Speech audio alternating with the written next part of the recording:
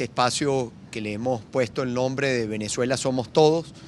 Quiero agradecer a los que están conectados en este momento. Estamos saliendo por noticias24.com, eluniversal.com, sunoticiero.com. Estamos saliendo igualmente por el canal TVR DirecTV 119, canal 19 en Intercable, en el estado Zulia por Global TV, canal 65 en señal abierta, canal 17 en Intercable y canal 45 en Net1. También a través de capriles.tv queremos saludar igualmente a el canal Noticias NTN 24 que nos está transmitiendo también, y bueno, darles la bienvenida a los periodistas que me acompañan en la tarde de hoy de distintos medios. A mi lado aquí más cerca Ludmila Vinogradov, vino con mucho grado, del ABC de España, por allá Ana Vanessa Herrero de Noticias 24, a Irlenis Molina de FM Center, y aquí pues a mi lado izquierdo Víctor Hugo Amaya del diario Tal Cual. La idea es que podamos hacer una introducción y después darles la palabra a ustedes, y también quiero saludar a Elvimar Maraima, que va a estar en lo que es nuestro hashtag numeral Capriles TV. Todo lo que son preguntas, comentarios a través de las redes. Recuérdense que este es un espacio que la idea es que pueda ser interactivo, que toda la información que nosotros recibimos, si hay alguna oportunidad, porque es mucha la que se recibe, hacer comentarios de la información que vamos recibiendo, pero si no, todo lo que queda allí, todos los comentarios y preguntas, después nosotros los revisamos para procesarlos y bueno, estar claro de cuál es el pensamiento, cuáles son las inquietudes, cuáles son las preguntas que tienen ustedes, cada una de las personas que nos escribe.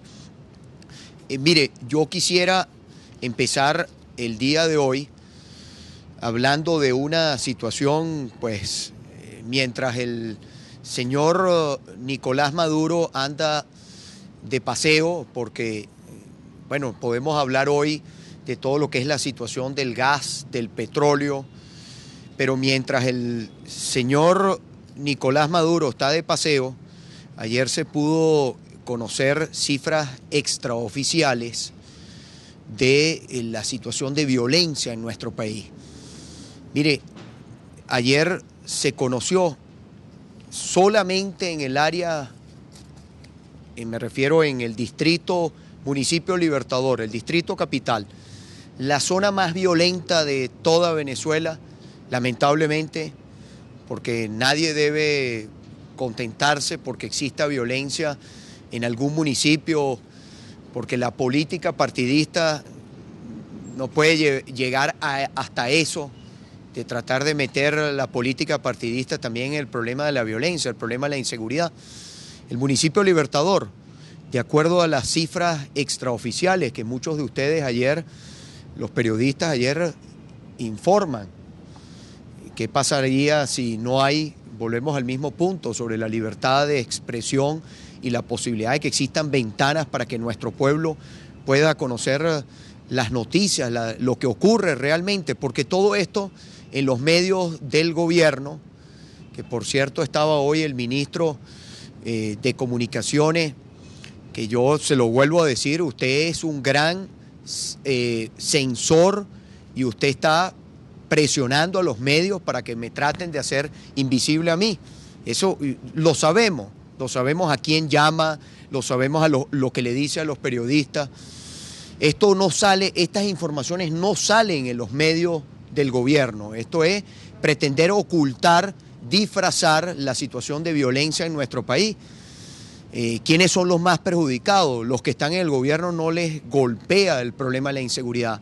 El que vive en el barrio, nuestro pueblo más humilde, es el que más le golpea la violencia, porque la violencia está principalmente en los barrios de nuestro país.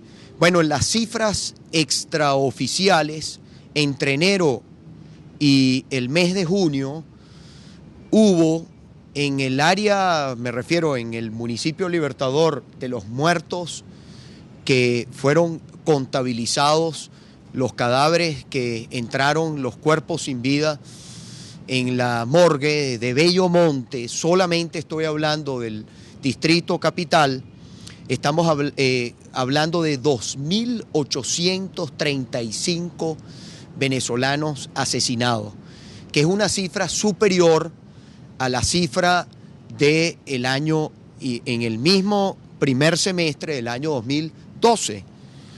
Nosotros hemos visto al ministro del Interior muy activo. Ustedes recuerdan que además que desde Maduro también el ministro del Interior, yo creo que el ministro del Interior fue un poco más consciente de la situación, de no prestarse al tema politiquero en algo tan sensible como la violencia. Pero ustedes recuerdan que hubo unas declaraciones donde se dijo que los municipios más violentos de toda Venezuela eran los municipios, o son los municipios, de acuerdo a la información que ellos dan, Baruta, Chacao y El Hatillo. Mire, mientras ahí están los resultados, mientras el gobierno continúe tratando de partidizar, de llevar el problema de la violencia, convertirlo además en un show de televisión.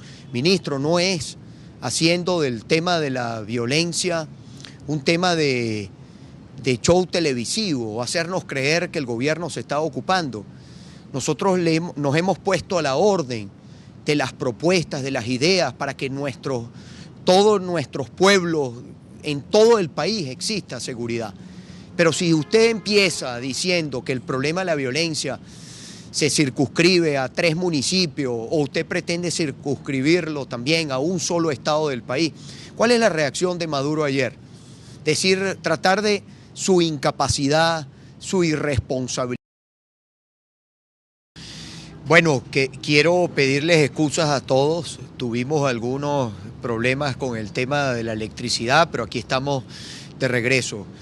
Tal como estábamos comentando sobre el tema de la inseguridad, de la violencia en nuestro país, no es a través de un show de televisión, ni con cámaras, ni declaraciones tratando de hacernos creer que es que los planes de seguridad son una maravilla, que todo funciona. Ahí están las cifras que comentábamos al principio. ¿Cuántos venezolanos han sido asesinados en lo que va de este año 2013? Y cuando uno escucha las declaraciones del ministro del Interior, bueno, el ministro habla que el plan Patria Segura ha logrado reducir el índice delictivo en 52%, que no se ha reportado ni un incidente negativo, que las estadísticas han arrojado que el plan de seguridad, el secuestro se ha reducido, las lesiones, los robos, tratando de hacernos creer una realidad completamente distinta, y para eso utilizan el aparato de propaganda del gobierno, para hacernos creer que es que el país, estamos los venezolanos en una situación de paz, en que se está combatiendo la delincuencia, en que las cifras de impunidad bajan, cosa que no es así. Y como decíamos antes, si no existiera la libertad de expresión o los periodistas, la semana pasada que fue el Día del Periodista, si todavía nosotros no tuviéramos periodistas que valientemente informaran de todas estas situaciones, pues bueno, nos harían probablemente creer y de acuerdo a lo que es la política comunicacional, de que vivimos en un país donde los problemas son inventos de un sector o que los problemas se focalizan en una sola parte del país, como han tratado los politiqueros de hacernos creer que es que el problema de la inseguridad es de un solo estado, o decir que el problema de la violencia es de los municipios, que los municipios más violentos del país son los municipios Baruta, Chacao y El Hatillo. Así no van a tener éxito. ¿Qué deseamos nosotros? El éxito en materia de lo que es reducir la violencia en nuestro país. Ahora, cuando ustedes ven nuestra Venezuela, el quinto país más violento del mundo, Luzmila. Venezuela es el tercer país con mayor percepción de inseguridad después en el mundo, después de Chad y Afganistán. En nuestro país se cometen 8 delitos por cada 100 habitantes, más del 80% son robos y hurtos, 6 de cada 10 delitos se cometen en la zona de residencia de las víctimas. Los homicidios se multiplicaron por 4 en los últimos años. Nuestro país cerró el año 2012 con más de 21.000 muertes violentas.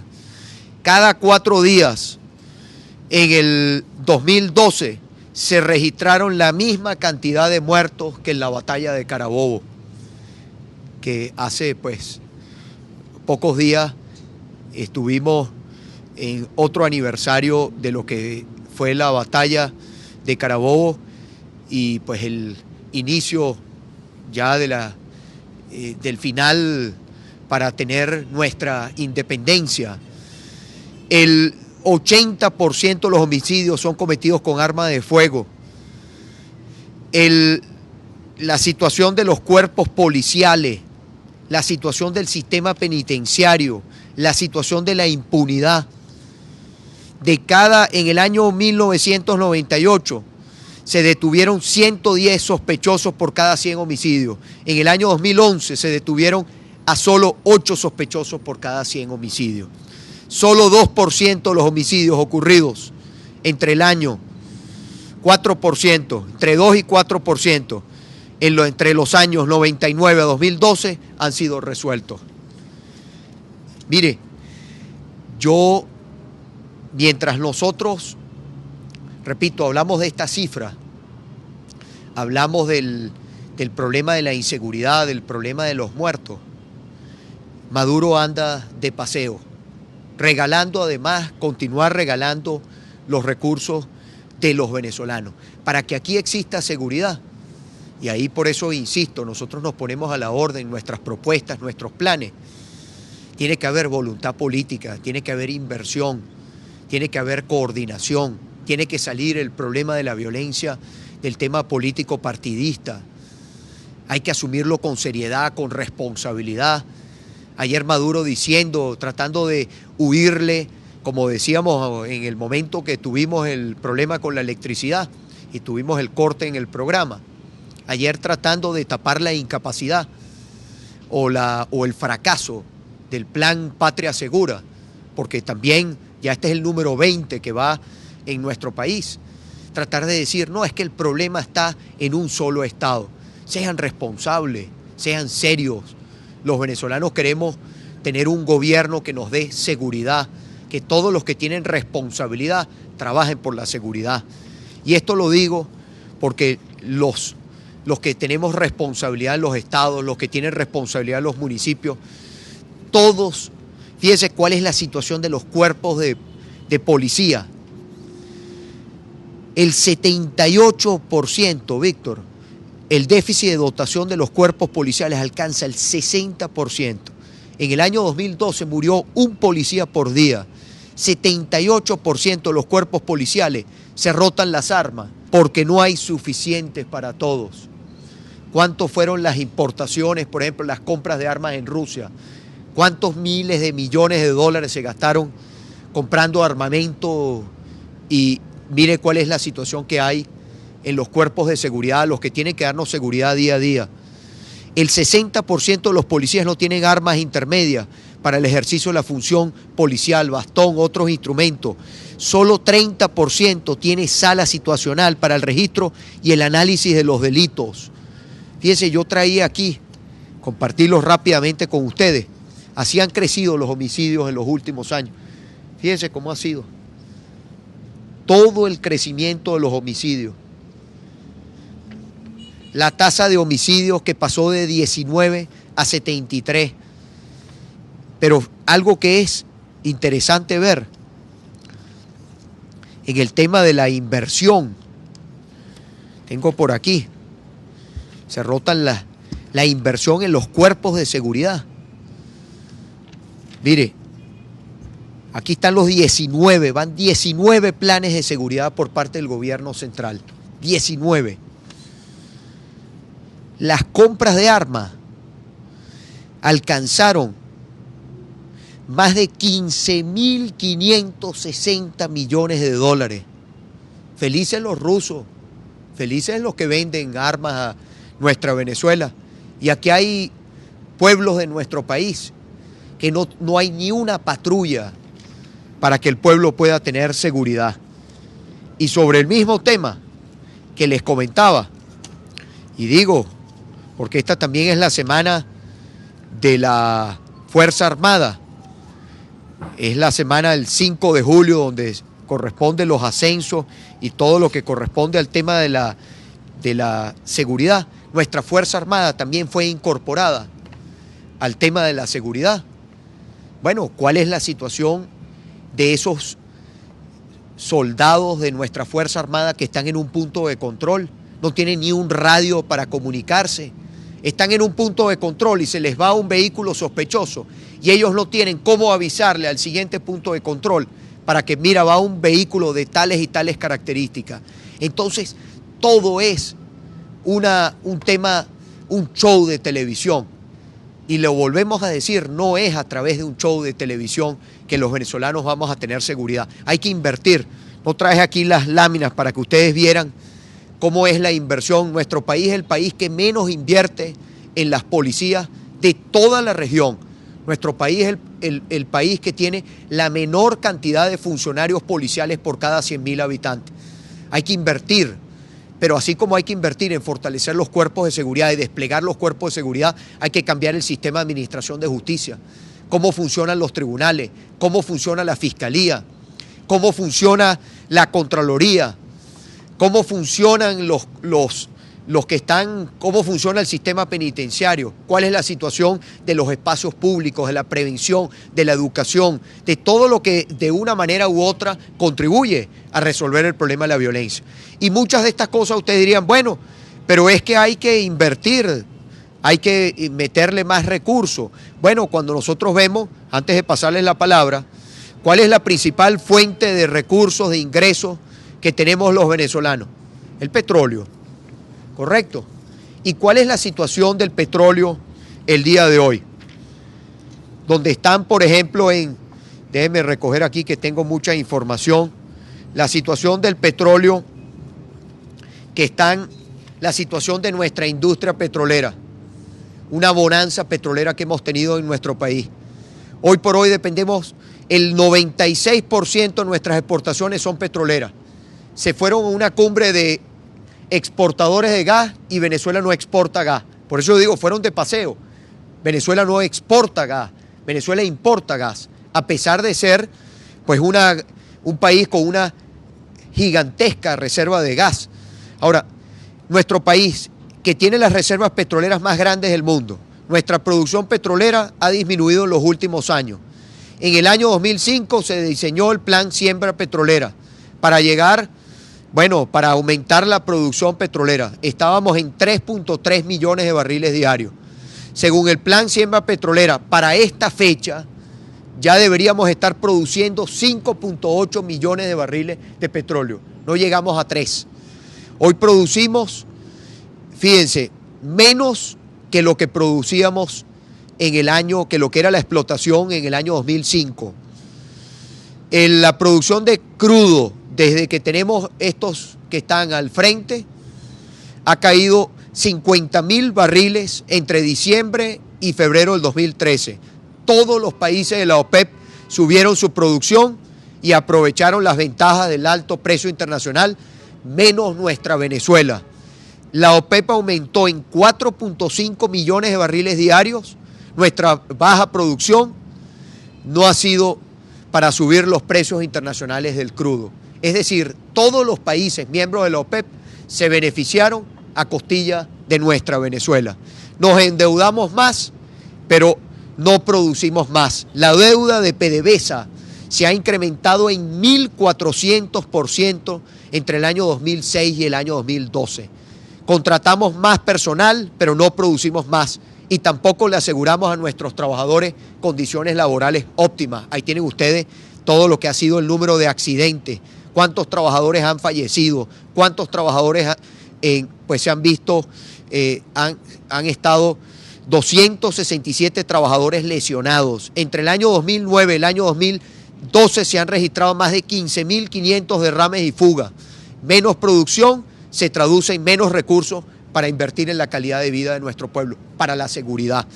Y además de eso, aquí está el gran tema, conflictos universitarios, la situación del hospital de Coche, todos los problemas que ustedes ven día a día, que no tienen respuesta, siempre por el tema de la excusa que tiene el gobierno de la falta de recursos, el no ajuste del salario mínimo como nosotros lo habíamos planteado.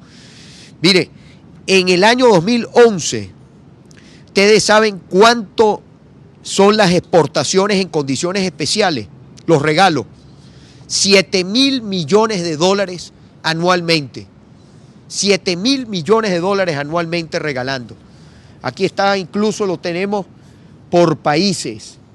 ¿Cuánto, por ejemplo, recibe Cuba, el gobierno cubano, porque no es el pueblo cubano?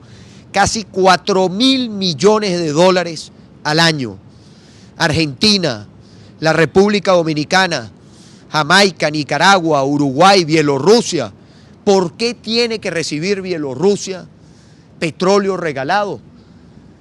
Porque además no se crean ustedes que las cosas que ellos hacen aquí no las pagamos.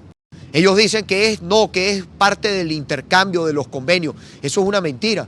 Detrás de todos esos convenios hay los regalos y son 7.000 millones de dólares al año. Entonces, mientras ellos están regalando los recursos de los venezolanos, aquí están nuestro pueblo.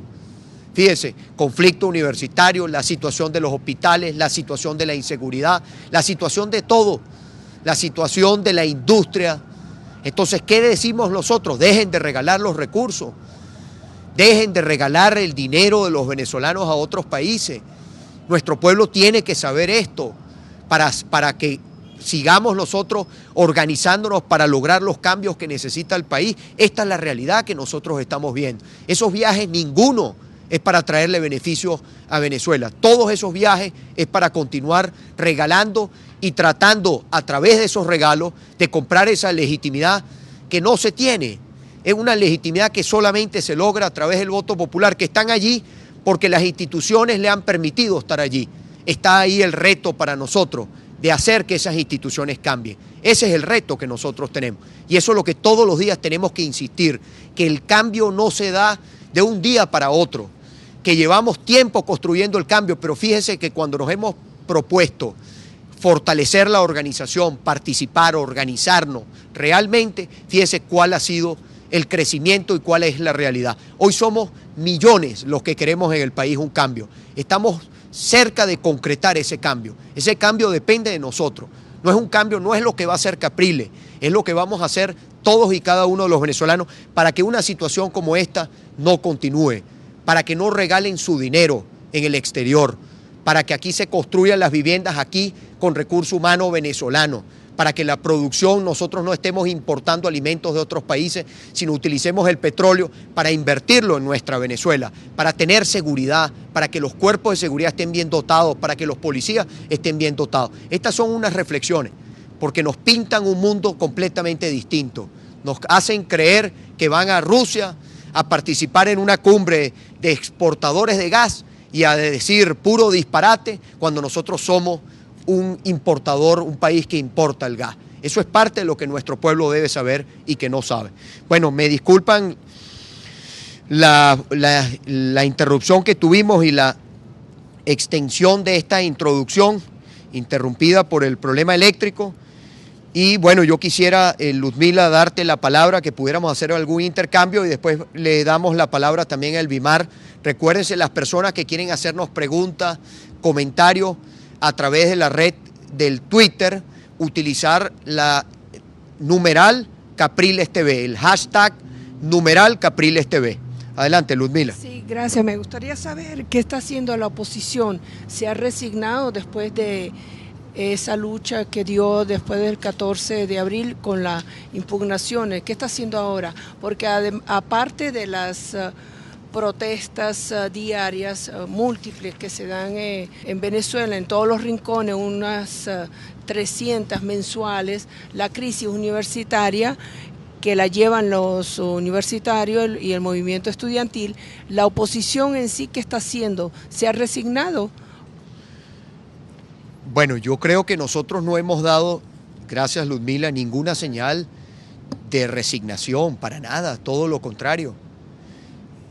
Más bien siempre de lucha por un país donde las cosas funcionen, donde nosotros podamos sentarnos aquí y hablar cómo caen las cifras de violencia, no cómo se incrementan, donde nosotros podamos convocar al país a un plan de seguridad sin politiquería, donde nosotros podamos ver, por ejemplo, cómo los recursos del petróleo significan esa palanca para el desarrollo de sectores como es nuestro campo, de ser un gran productor de alimentos, como es el turismo. Somos un país que tiene, decía, reservas en gas, pero no solamente tenemos también reservas en gas, tenemos hierro, bauxita, coltán, oro.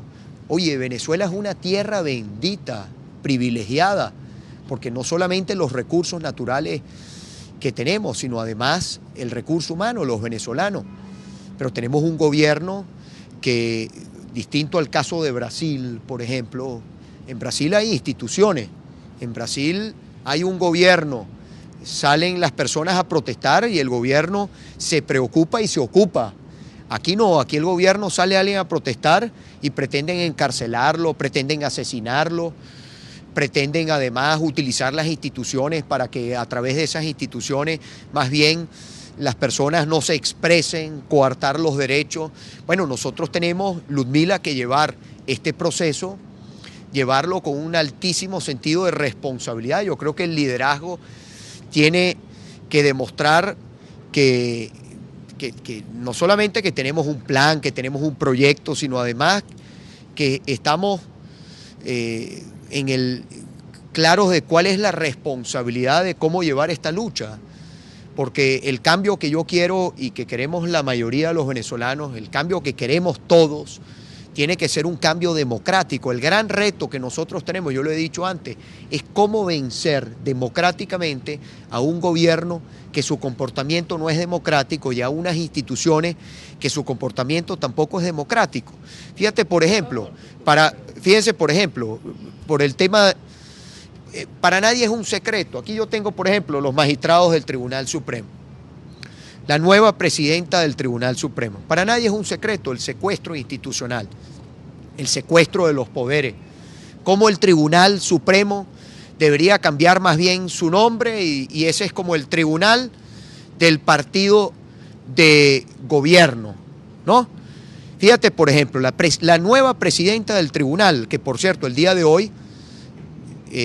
el equipo jurídico, los que estamos trabajando en todo el tema de la impugnación, porque tenemos que agotar todas las instancias y las instituciones para cambiar, hay que desenmascararlas, hay que ponerlas en evidencia, para que aquí en el país se dé un cambio. El pueblo tiene que ver los abusos de poder, sentirlos, vivirlos, que los partidarios del gobierno vean estas cosas, porque democracia no es esto, y los venezolanos, la inmensa mayoría de los venezolanos queremos vivir en democracia. La presidenta del tribunal fue Procuradora General de la República, embajadora de Venezuela, cónsul del país, directora de la Oficina de Secretaría del Consejo de Ministros, candidata a la gobernación del Estado Nueva Esparta por el partido de gobierno, diputada suplente. Pero fíjate, aquí están todos y fueron hoy, el día de hoy, recusados todos los magistrados de la Sala Constitucional, todos. ¿Por qué? Por su tema partidista. Pero fíjense algo que es interesante, porque estas cosas tienen que recordarse para que nuestro pueblo esté, ya te voy a dar la palabra, Víctor, perdón un segundito, para que nuestro pueblo recuerde estas cosas. Cuando se designaron el comité de postulaciones de los magistrados del tribunal, hay un diputado que lo llaman, que era el presidente de ese comité, que es el diputado Robacantina. Este señor decía, Ese señor fue expulsado de la Fuerza Armada por robarse el dinero de la cantina, de las cantinas de nuestra Fuerza Armada. Él ha debido quedar inhabilitado para ejercer cualquier cargo, porque además así está establecido en las leyes, ¿no? Bueno, fíjense las declaraciones que dio este señor. Vamos a estar claros, nosotros no nos vamos a meter a autogoles. El presidente del comité de postulaciones para seleccionar a los magistrados, en la lista había gente de la oposición que cumplen con todos los requisitos. La oposición hubiera podido usarlos para llegar a un acuerdo en las últimas sesiones, pero no quisieron. Así que nosotros no lo vamos a hacer por ello. En el grupo de postulados no hay nadie, óigase bien, no hay nadie que vaya a actuar contra nosotros. Bueno, algunos dirán, Capriles, y si eso es así, ¿por qué usted acude ante el tribunal? Porque nosotros tenemos el reto de que esto tiene que conocerse en el mundo. Nosotros tenemos el reto para poder cambiar las instituciones, tenemos que nosotros hacerle frente, utilizar los recursos de ley, la Constitución. Para cambiar la justicia hay que hacerle frente a esas instituciones para que el país se dé cuenta que esas instituciones responden a otros intereses, para que nos demos cuenta de la importancia que tiene votar, elegir diputados, porque al final aquí hay varios magistrados que tienen vencido su periodo. Esos magistrados hay que designarlos. Ahora, para poder designarlos se requieren las 2/3 partes de acuerdo a lo que establece la Constitución. No se va a lograr las 2/3 partes. Bueno, debería lograrse, debería haber un proceso, así es en la democracia, de debate, de cumplir con la Constitución. Ahora, ¿qué pasa si eso no se logra? Bueno, agarra más importancia aún la elección de la Asamblea Nacional que viene en el año 2015. Y ahí es donde yo te digo, Ludmila, esto va por etapas, por partes. No podemos dejar todo en un solo tema. Víctor. Gobernador, ¿se puede decir o calificar al gobierno como ilegítimo, como usted lo ha hecho en algunas oportunidades? Hablar de que el TSJ está secuestrada por el partido de gobierno, diciendo que el objetivo es quitar las máscaras. Dos preguntas. ¿Se puede calificar a un gobierno ilegítimo y aún así exigirle que gobierne bien y decirle, bueno, pero ponga el Patria Segura que funcione, pero arregle la electricidad, pero arregle los problemas cambiarios o de la economía? ¿Se le puede pedir que gobierne a un gobierno que se califica de ilegítimo o espurio, como alguna vez lo calificó? Bueno, la ilegitimidad o la legitimidad se logra a través del voto popular. Esta es una elección que está en discusión, la cual nosotros, que tenemos el derecho, hemos impugnado y le hemos dicho al mundo de que esta es una elección en la cual nosotros sabemos cuántos son los votos que obtuvimos, pero el candidato del gobierno infló su votación. Eso está en discusión. O sea, me refiero, hemos impugnado y si funcionara el sistema de administración de justicia y funcionara el tribunal, pues ya se ha tenido que tener, ya debería estar desarrollándose un juicio para que el país pueda tener la salida a través de la institucionalidad a una crisis política. Ese es el deber ser. ¿Impera el deber ser en nuestro país? Bueno, la demostración hasta ahora es no. Ahora, ¿el país se paraliza o nuestra Venezuela no debe continuar o los problemas del país se van a poner digamos, en el congelador mientras nosotros discutimos, impugnamos, luchamos? No. Entonces, los problemas están allí y este es un gobierno que está en el ejercicio, Víctor, pero el estar en el ejercicio no significa que el gobierno sea legítimo. Son dos conceptos, la legalidad y la legitimidad son dos cosas distintas. Usted puede estar en el ejercicio de un cargo, ahora no quiere decir que usted en el ejercicio de ese cargo esté asistido de una legitimidad que usted no la logró a través del voto popular. Entonces, en los que están en el gobierno, mientras estén allí, ellos tienen que dar respuesta a los problemas de los venezolanos. Y nosotros tenemos nuestra lucha es porque los problemas de los venezolanos tengan respuesta. El problema de la violencia, bueno, El gobierno tiene una parte, pero el Tribunal Supremo tiene otra, los tribunales tienen otra, la Fiscalía tiene otra. O sea, la institucionalidad del país tiene que dar respuesta y los venezolanos tenemos que exigirle a las instituciones que den respuesta. Y Lenis, perdón. En varias oportunidades ha hablado de secuestro de instituciones. ¿Cómo en un secuestro de instituciones se lleva un recurso de nulidad de unas elecciones y además se llama también a los electores a participar en unas elecciones municipales cuando se deja entredicho que no se cree en el Consejo Nacional Electoral? También está el tema de los magistrados, rectores y hasta Contralor General de la República, que estaría pendiente por designar. ¿Qué ha hecho la bancada de la Unidad? ¿Usted ha conversado con los diputados de la Unidad para hacer esta solicitud un poco más seria, digamos, ante la plenaria de la Asamblea Nacional y que se nombre pues este comité de postulaciones y de una vez se elijan a estos 3 rectores, a los 10 magistrados que tienen periodo vencido y al Contralor General de la República? Pero muy importante el tema de las elecciones y el tema de llevar pues un instrumento legal al Tribunal Supremo de Justicia cuando se está hablando de instituciones secuestradas. Mira, Lenis, yo creo que sobre el tema de la participación, nosotros hemos llegado hasta aquí porque decidimos participar. Si no hubiésemos participado, ¿qué se hubiese logrado? Nada. Cuando se decidió no participar en el proceso electoral parlamentario en el año 2005, ¿cuál fue el resultado? Yo creo que sobre ese tema tendremos mucho espacio para conversar, ratificar. Cada proceso, un proceso no es excluyente del otro. Tú pagas impuestos, yo pago impuestos. Nosotros aquí todos pagamos impuestos. Ahora, ¿usted confía en el CENIAT? Me refiero en los que están al frente del CENIAT. Ustedes vieron, por ejemplo, el escándalo ahorita, que lo trataron con bombos y platillos, que metieron preso al jefe de una oficina del CENIAT en La Guaira. Y ese jefe no tenía otro jefe encima de él. Y ese otro jefe no se enteró nunca. Es que hay intocable.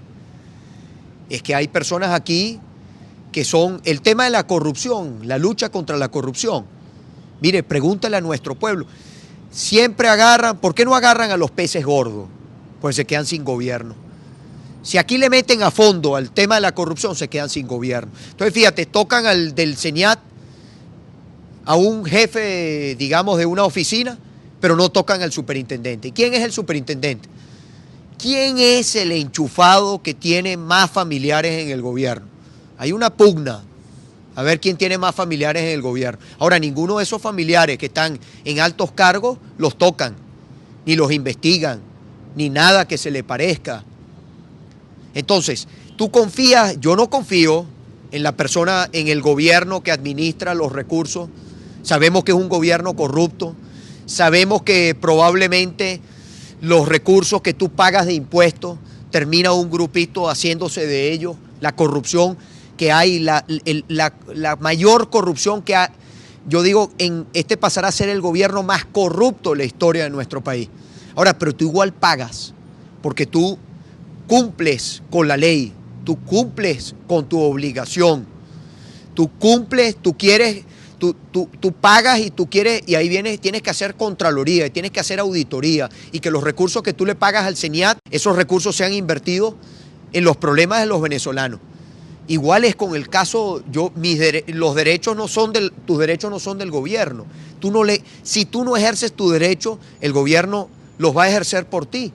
Si tú no luchas por la transparencia del proceso, por defender los votos, pero no es que yo simplemente voto, es que tenemos que entender la magnitud de la lucha en la cual nosotros estamos involucrados. Pero, Lenis, no perder el foco también no dejarnos que los temas que el gobierno quiere sean los que ocupen nuestra agenda y ocupen nuestra lucha. El gobierno, ¿con qué utiliza, por ejemplo, este caso ahorita del exgobernador de Guárico? ¿Y por qué el exgobernador de Miranda no lo investigaron de todos los casos de corrupción que tiene en Fiscalía, que es un corrupto con C mayúscula? ¿Y por qué ese no lo investigaron? ¿Y por qué ese no le revisaron el daño que le hizo al pueblo de Miranda y al patrimonio del Estado de Miranda? O muchos otros casos que han sido presentados de corrupción. Porque ellos buscan con una persona, digamos, que no tenga mucho estatus dentro del partido, tratan de desviar la atención del país y hacernos creer que están luchando por la corrupción para tapar otros grandes temas, para que no hablemos de la situación petrolera, para que no hablemos de la situación del gas, por ejemplo, que está maduro. Ustedes saben, ahorita para darle la palabra a Ana e irnos también con el BIMAR, fíjense, nosotros en el caso del gas, Ludmila, para que lo sepan internacionalmente, que están allá en una cumbre de países exportadores de petróleo y nosotros no exportamos gas, fueron de paseo. Estamos 4.100 millones de pies cúbicos diarios por debajo de nuestra meta de producción de gas. El plan Siembra Petrolera del año 2005, la producción de gas para el año 2012 se ubicaría en 11.500 millones de pies cúbicos diarios. ¿Sabes cuánto es la producción en el 2012? 7.327. Nosotros tenemos la producción de gas, ni siquiera cubre las necesidades del país. ¿De dónde estamos importando gas? De Colombia. En el año 2012 importamos 187 millones de pies cúbicos de empresas de la Chevron, Ecopetrol. El gasoducto Antonio Ricaurte, inaugurado el año 2007, para que Venezuela importara gas desde Colombia por 4 años. A partir del año 2012 deberíamos estar nosotros exportando gas a Colombia. Seguimos importando gas. Y las reservas de gas de Colombia representan 0.3% de las reservas de gas de Venezuela. Venezuela es el 8º país con las mayores reservas de gas del planeta. Y fíjese, estamos importando gas. Bueno, y fueron a una cumbre de países exportadores de gas. Mentira. Este es el gobierno de la mentira. Y aquí tenemos nosotros este espacio y todas las ventanas que podamos hacerle frente a la mentira. Y hacerle frente a la mentira es hablar con la verdad, es decir, la verdad de las instituciones. Nosotros tenemos que decir la verdad de las instituciones. Ahora, la verdad de las instituciones no es para coartar el ejercicio de nuestros derechos, es para que nosotros afiancemos la lucha de nuestros derechos. Si el CNE es tramposo, yo voy a dejar de votar. No, yo tengo que vencer lo tramposo de esa institución, la desventaja de esa institución, que la trampa no es, lo hemos dicho muchas veces, ya tendremos oportunidad de hablar en eso, cómo se hacen, dónde están el voto asistido, los muertos que aparecen votando en el registro electoral, los centros donde sacan los testigos por vía de la fuerza, lo hemos dicho, pero nosotros esa lucha está allí, la tenemos que seguir dando, pero no podemos, Víctor, poner a un lado los problemas del país, porque los problemas del país, la persona, todos los días asesinan más de 50 venezolanos, ¿qué decimos? No, es que nosotros estamos esperando que el recurso nos den respuesta para hacerle frente a los problemas del país. No, tenemos que caminar, hacerle la lucha, caminar y mascar chicle, hacer todo lo que tengamos que hacer para que este país cambie. Ana, vamos contigo y vamos con el BIMAR. Sí, gobernador, quería que nos diera su opinión sobre la marcha de los estudiantes, porque, bueno, pasó una situación al final de la marcha. Nosotros, Noticias 24, se encontraba casi al final de la victoria, donde había un cordón de la Policía Nacional Bolivariana y la marcha, el grueso de la marcha se quedó aproximadamente unos 600, 700 metros antes de ese cordón. Ahí estaba, en ese momento estaba usted, estaban otros políticos, estaban, los líderes estudiantiles, pero un grupo de estudiantes se sentó delante de la Policía Nacional a exigir el derecho de pasar hasta el final de la Avenida Victoria como le habían dado permiso. Ellos nos comunicaron a nosotros que esa marcha, la que estaba detrás, el grueso donde usted se encontraba, era una marcha política, que en realidad no se estaban defendiendo los derechos estudiantiles y que tanto era que había miedo de enfrentarse o de sentarse a la Policía Nacional para exigir un derecho. Yo le quiero preguntar a usted, primero, ¿cómo la vio? Segundo, ¿por qué se dijo que se llenó la Avenida Victoria si no se llenó la Avenida Victoria? Porque nosotros estábamos hasta el final. Y tercero, ¿por qué los políticos no estaban, si estaban apoyando a esos estudiantes, qué pasó con ese otro grupo que se les sentó sin violencia alguna a la Policía Nacional?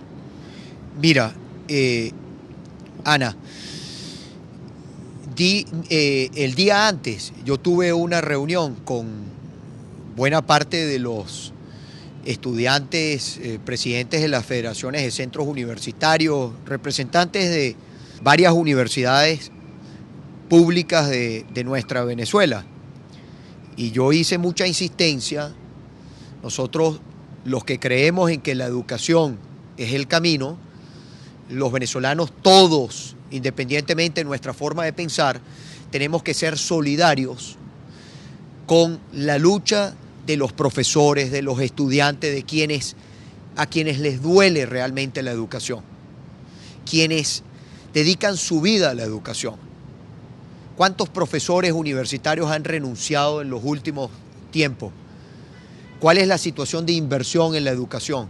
¿Cuál es la situación de la calidad de la educación? Y yo les dije a todos los estudiantes, también se lo he dicho a los profesores universitarios con quienes he podido conversar, ellos son los protagonistas y nosotros acompañamos su lucha, la respaldamos. Yo me acerqué al final, ya al final de la... cuando llegaban pues a la avenida Victoria, no tuve la oportunidad de caminarla, llegué hasta el final. Y es importante decir, primero, eso no es una lucha de un partido político. Los que están en el gobierno no les interesa que las universidades sean... Yo presenté el Día del Periodista, tú estabas allí, les presenté el libro de historia de cuarto año, de historia de nuestro país, Ludmila, cómo utilizaron el libro de cuarto año, utilizaron una portada elaborada por el diario, por una portada del Nacional, elaborada, que es una parodia elaborada por un portal de humor, el Chigüire Bipolar.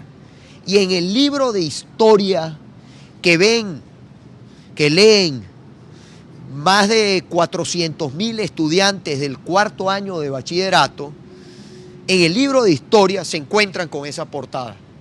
Esa portada, que es una parodia del diario El Nacional, donde hace ver que el golpe del año 1992 el golpe frustrado fue una maravilla, que contaba con el respaldo de la población, totalmente contrario a la realidad.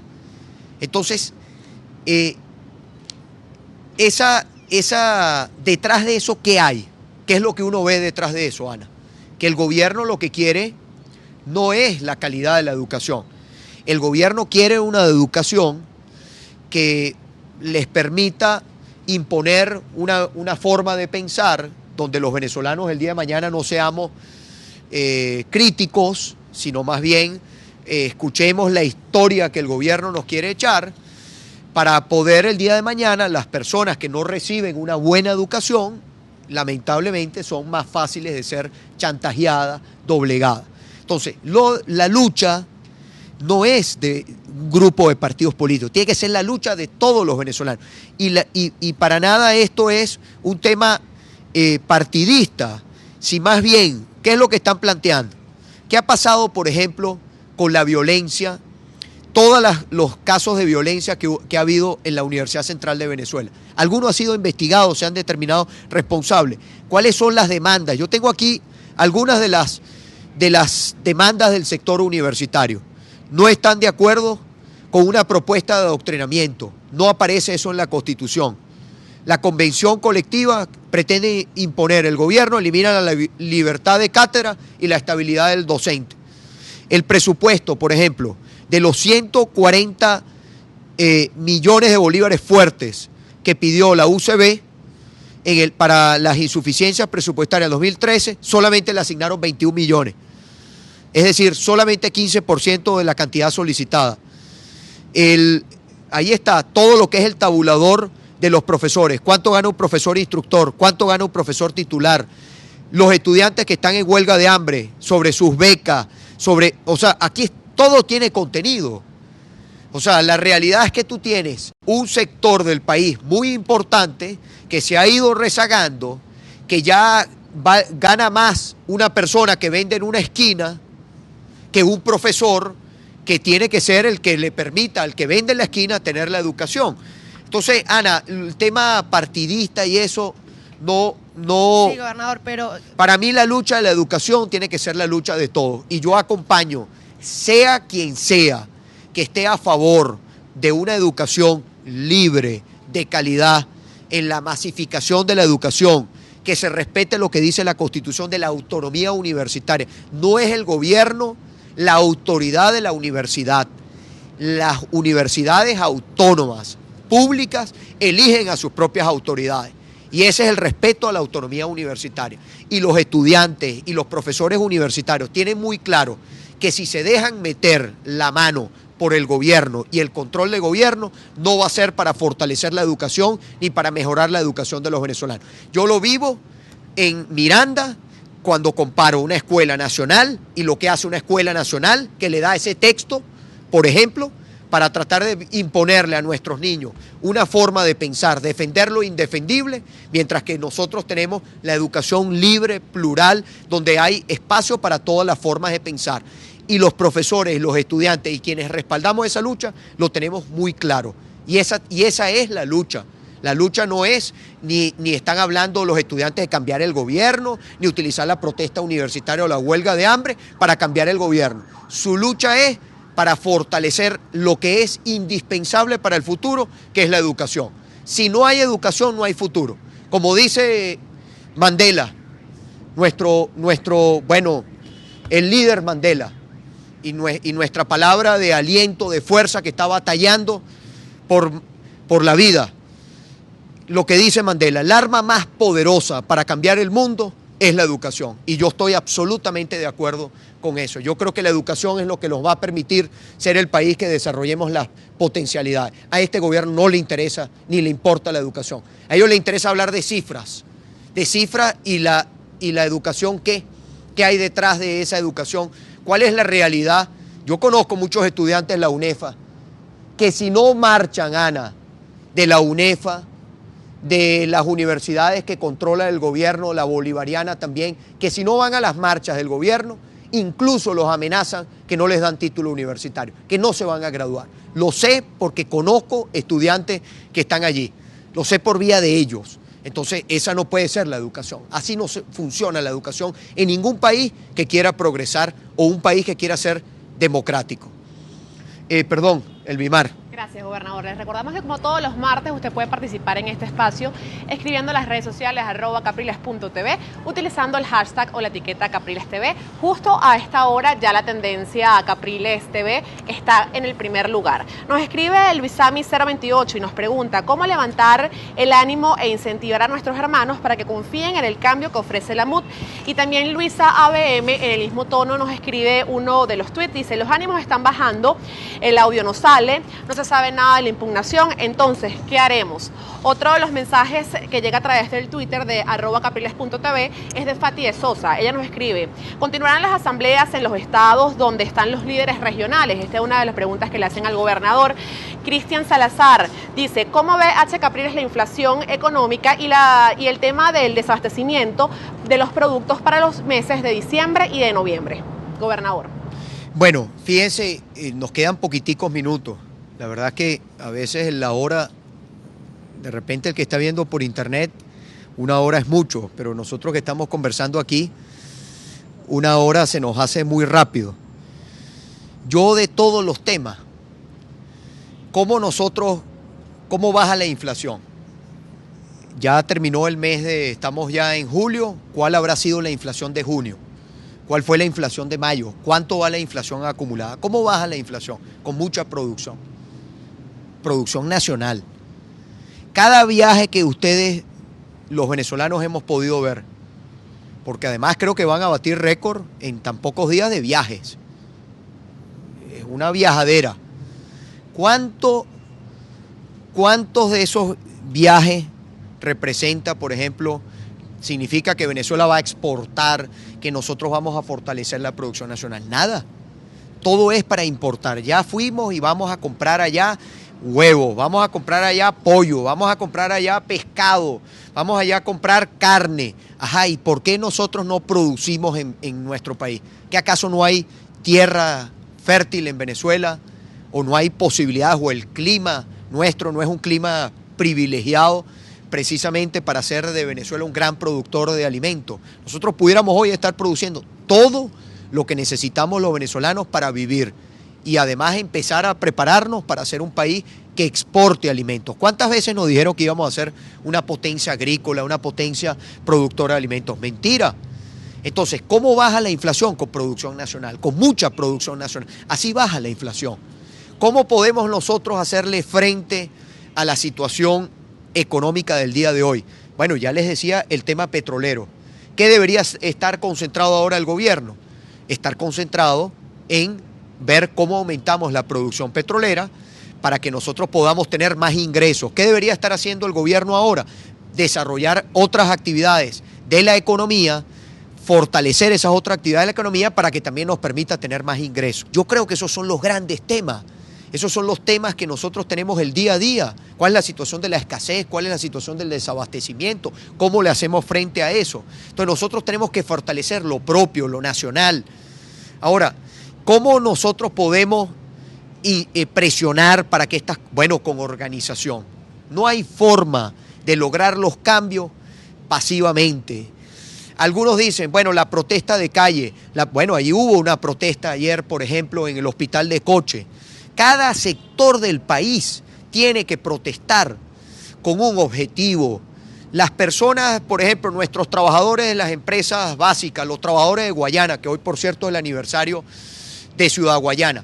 Bueno, los trabajadores han dado testimonios de lucha a través de para conseguir sus contrataciones colectivas. Bueno, ¿qué ha pasado con eso? Cada quien en su sector tiene que organizarse para hacerle frente a un gobierno incapaz, a un gobierno ilegítimo, a un gobierno que lo único que le queda es el control institucional. Si nosotros aumentamos en cada uno de los sectores con objetivos concretos de los problemas que tenemos los venezolanos, cada quien organizado, cada quien presionando, bueno, los que tienen que tomar decisiones o las toman o las instituciones dan respuesta, las instituciones dan respuesta sobre la verdad o claudican. Entonces, ese es el panorama que nosotros tenemos frente a nosotros. Ahora, gobernador, usted habla de organización y de objetivos claros, y usted es jefe de campaña nacional de los candidatos a las elecciones municipales. Dos preguntas. Usted ha dicho antes que esto debe ser considerado un plebiscito para volver a ratificar si el gobierno es legítimo o no. Algunos especialistas han dicho que eso no debería ser visto así porque aleja los problemas de las realidades locales. Insiste por un lado en que esto debe ser considerado como un plebiscito.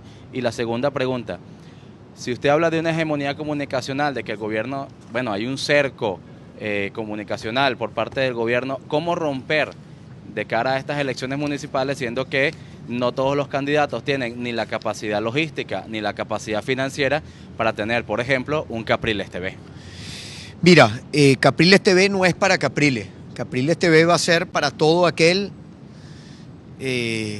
bueno, con las limitaciones que tenemos en cuanto a tecnología, pero no es de Capriles, sino es de todos los que queremos un cambio en el país, los que estamos construyendo una alternativa de futuro, de progreso para todos los venezolanos, no para un sector. ¿Lo utilizarán también los candidatos? Todo el mundo utilizará Capriles TV. Aquí vamos a decir la verdad, eso sí. No vamos a hacer invisibles ni los problemas, ni vamos a hacer invisibles, digamos, a nuestro pueblo que tenga informaciones, denuncias, que tenga que hacer. Ahora, sobre ese tema, Víctor, yo estoy seguro que tendremos tiempo para dar los parámetros de la campaña y todo lo demás. Yo quisiera, antes de terminar, esta semana, por ejemplo, bajo esa lucha que yo planteo, esta es la semana del tema de los ascensos militares. ¿Qué está pasando en la Fuerza Armada? Yo lo dije que lo interrumpa justamente en Seguro. este tema. Ayer el vicepresidente del Partido Socialista Unido de Venezuela y presidente de la Asamblea Nacional, Diosdado Cabello, se refería justamente a este tema, defendía los ascensos, defendía al actual ministro de Defensa, Molero, y también dijo algo muy importante. Él decía que ya tenían ubicado al general que usted pretendía nombrar su jefe, su ministro de Defensa, si ganaba las elecciones. Lo calificaba de vendepatria y pues decía que ya lo tenían bien ubicado. No tienen ni idea, no tienen pero ni idea, y yo sé por qué se los digo, pero es que ni idea tienen. Se llevarían una sorpresita si yo lo dijera, pero obviamente no lo voy a decir. Mira, y Lenny, sobre el tema de la Fuerza Armada, lo primero, saludar a todos nuestros militares que están con la Constitución. Aquellos que tienen sumamente claro el artículo 328. Nos queda poquito tiempo, no lo voy a leer, pero nuestros militares conocen perfectamente el artículo 328, 329, 330 y 331. Los ascensos militares se obtienen por mérito, escalafón y plaza vacante. Y todo lo que corresponde a que la Fuerza Armada es una institución esencialmente profesional, sin militancia política, organizada por el Estado para garantizar la independencia y soberanía, y todo lo que corresponde aquí, por ejemplo, y hacerme solidario con nuestros militares, de lo que es la falta de un régimen de seguridad social integral propio, según lo establezca su respectiva ley orgánica, la famosa ley de la seguridad social para los miembros de nuestra Fuerza Armada. ¿Qué hay? ¿Cuál es el tema hoy? No están preocupados de nuestros militares, ese personaje que tú comentas. Él no está preocupado si nuestros militares tienen viviendas, si nuestros militares tienen un salario que les alcance para vivir como merecen, dignamente, para atender a su familia. Nuestros militares también les afecta la violencia, también les afecta la inflación. Han tratado de hacernos creer, y eso es muy importante, las personas que nos ven o que nos escuchan. Estos que están allí, ese grupito, esa cúpula del gobierno, hace creernos todos los días. Y no podemos nosotros los venezolanos hacerles el juego de que la Fuerza Armada y nuestros soldados están muy bien, son unos privilegiados. Eso no es cierto. ¿Qué hay hoy con los ascensos militares? Lo primero, este ministro, y lo hemos dicho en otras oportunidades, este señor Molero es una vergüenza no solamente para la Fuerza Armada, sino para el país. Probablemente quedará como de los peores ministros de la defensa que hayan pasado por ese ministerio. Ahora, ¿cuál es la situación que hay con los ascensos militares? Una pugna, y hay que decirlo clarito, yo tengo aquí además notas para ser muy preciso que vienen del seno de nuestra Fuerza Armada. Y yo le digo desde acá a todos los miembros de nuestra Fuerza Armada que están en la lucha porque se cumpla la Constitución, no se vayan de baja, por favor. No permitan que un grupito, que una cúpula, pues la presión que hay logre su objetivo, que es tener también una Fuerza Armada de rodillas a un partido político. No es precisamente lo que establece nuestra Constitución, es todo lo contrario. Y por eso aquellos militares institucionalistas, aquellos que están luchando porque se cumpla la Constitución, firmes allí, no irse de baja. ¿Qué hay con el tema de los ascensos? Bueno, una pugna. De hecho, creo que este personaje se fue a Rusia ahorita, o a Bielorrusia. Se fue para hablar de este tema, porque los grupos de poder dentro del gobierno están en este momento en pugna también por la cúpula militar.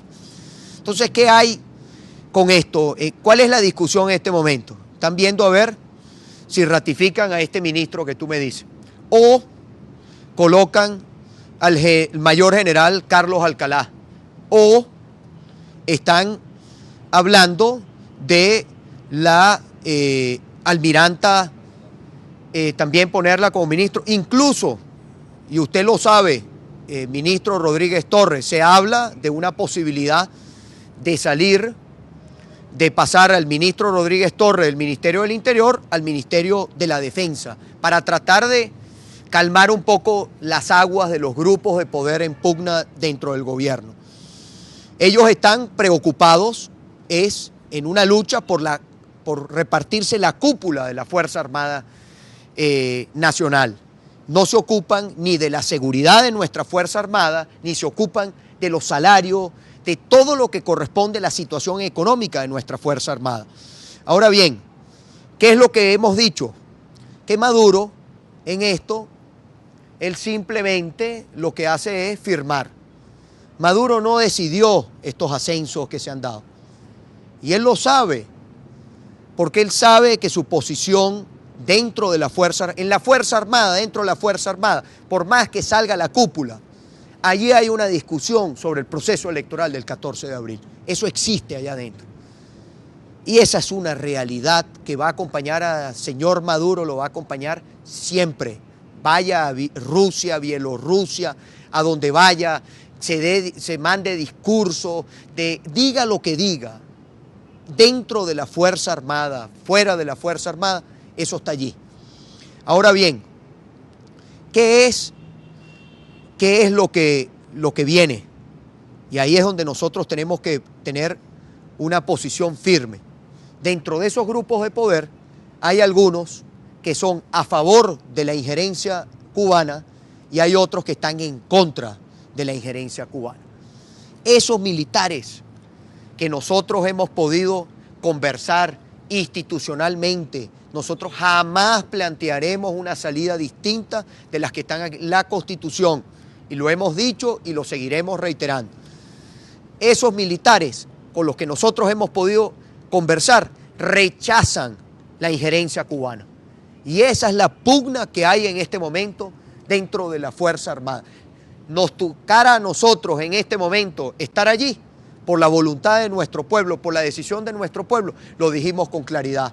No solamente el reconocimiento al mérito, como lo dice nuestra Constitución, a la profesionalización de la Fuerza Armada, sino además al rechazo absoluto, a la expulsión de cualquier elemento de otro país que pretenda venir a darle órdenes o directrices a nuestra Fuerza Armada Nacional. Esa era una de las primeras decisiones, la expulsión inmediata de miembros del Ejército, de la Fuerza Armada cubana, dentro de la Fuerza Armada Nacional Bolivariana, como también la aprobación de la Ley de la Seguridad Social, la mejora de la situación económica. En las próximas horas, esos grupos en pugna dentro del gobierno, veremos a ver cuál se impone. Pero la realidad, la dijimos la semana pasada, la volvemos a reiterar, Maduro no tuvo, digamos, él no asciende. Este señor lo único que hace es firmar los ascensos de los grupos de poder. Hay un grupo enfrentado entre Molero y el mayor general Alcalá. Y ahí tienen otras razones, lamentablemente se nos agota el tiempo, pero hay razones de fondo, son razones de fondo. Ojalá que el señor Molero deje de ser el ministro de la Defensa, porque, repito, es una deshonra no solamente a la Fuerza Armada Nacional, a los miembros de la Fuerza Armada Nacional, sino además al país. ¿Alcalá Cordón sería menos deshonroso? Yo creo que Víctor, la posición de Carlos Alcalá, del mayor general Carlos Alcalá, no la conocemos. Veremos a ver cuál será. Veremos a ver si hará cumplir la Constitución. No podemos anticiparnos porque todavía las designaciones no han sido hechas, pero veremos a ver cuál es la posición. Sin duda alguna, el ministro Molero en su actuación, pues se ha llevado por delante la Constitución, como se ha llevado por delante los artículos que corresponden a la Fuerza Armada Nacional en el ejercicio de su cargo. Gobernador, caso Snowden, muy sonado en los últimos días, su opinión, queríamos conocerla antes de finalizar el programa. ¿Cuánto vamos a que si pide el asilo, Maduro no se atreve a dárselo? ¿Cuánto vamos? Yo le dejo esa apuesta allí. ¿Cuánto vamos a que si pide? Él ha dicho que lo va a considerar. Que si no lo han solicitado, no lo han solicitado. Vamos, por eso les digo, yo dejo eso allí. Está entre los ¿Cuánto 15 vamos? países, Perdón. Está entre los 15 países que él Correcto, solicitó pero asilo y sí, estaba casi seguro que se lo iba a dar. Así dijo Maduro. Yo les digo, ¿cuánto vamos a que si llega a ser, se le solicita al gobierno, no se lo dan? Eso es puro ruido, pura laraca, para tratar además de desviarnos la atención sobre los problemas que estamos viviendo los venezolanos en el tema económico. Bueno, porque son todos situaciones que escandalizan, situaciones que generan conflicto, situaciones como fue mi visita a Colombia para tratar de escandalizar, como va a ser la visita que vamos a hacer en otro país probablemente la semana que viene. O sea, pues los venezolanos sabrán a cuál será el próximo país que visitaremos y llevaremos nuestro mensaje y llevaremos la voz de la mayoría de los venezolanos.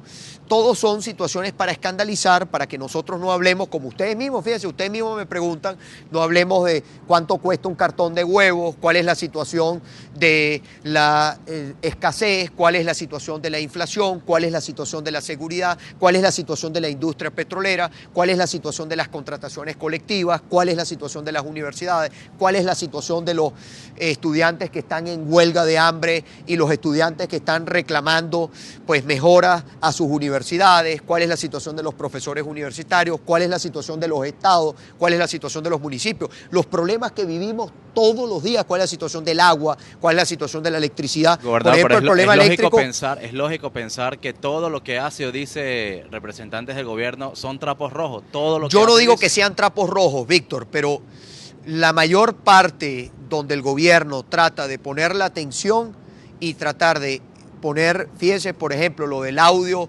de María Corina, un trapillo, eso no es ni siquiera un trapo, un trapillo rojo, y ese trapillo rojo lo que hizo fue, bueno, un caliche, como dirían ustedes los periodistas, tratar de generar un escándalo, no tuvo ningún impacto, ninguna trascendencia, tratar además de tapar una cosa con la otra. Bueno, en eso andan, porque el que no gobierna o el que más bien está o fracasa en su modelo es inviable, no tiene forma de dar respuesta a los problemas de los venezolanos, acude a estas formas para tratar de desviarnos la atención. Anunciar un segundo audio desde hace un mes y no sacarlo ya también le corresponderá. ¿No es otro trapillo mire, rojo no es, esa pregunta la abordamos la semana pasada, no me corresponde a mí el tema ni de los audios ni de lo que ha sido ventilado en esa causa. Hay un grupo de diputados que han estado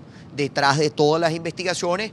Sé que la información que manejo es que el diputado Ismael García, que fue el vocero durante la presentación de ese audio, de este connotado oficialista, donde habló de golpe de Estado, donde habló de corrupción, nada de eso el gobierno ha comentado, aunque sea una investigación. Vamos a ver, ahí hubo señalamientos graves, directos. Hoy el ministro del enchufado de comunicaciones dijo que bueno, que defendió ese programa de televisión que había antes. Bueno, si lo defendió, me imagino que si lo defiende es porque lo que allí se decía, para él es una verdad. Bueno, ese personaje que llevaba ese programa dijo una cantidad de cosas que son escandalosas por todo lo que no solamente habló de golpe de Estado, le atribuye además un golpe de Estado, un posible golpe de Estado al señor Molero, como habló de casos de corrupción, como habló de tráfico de influencias, como habló de homicidio, todo eso que hicieron, lo engavetaron. Entonces sacan un trapillo, un caliche para tratar de tapar. Por eso digo, y tenemos que terminar, Víctor, perdón. Ya, por eso les digo, el diputado Ismael García, manejo la información que en las próximas horas va a dar informaciones al respecto. Bueno, esperemos, tengamos, pues bueno, la paciencia para escuchar lo que él tenga que decir. Pero ahí sí le pido a todas las personas no desviar la atención o poner la atención sobre las cosas que el gobierno quiere que pongamos atención. Al gobierno no le interesa que hablemos de los problemas de los venezolanos y de las soluciones a los problemas de los venezolanos. Al gobierno le interesa que hablemos de esos temas que ellos ponen, de los casos de asilo, de los temas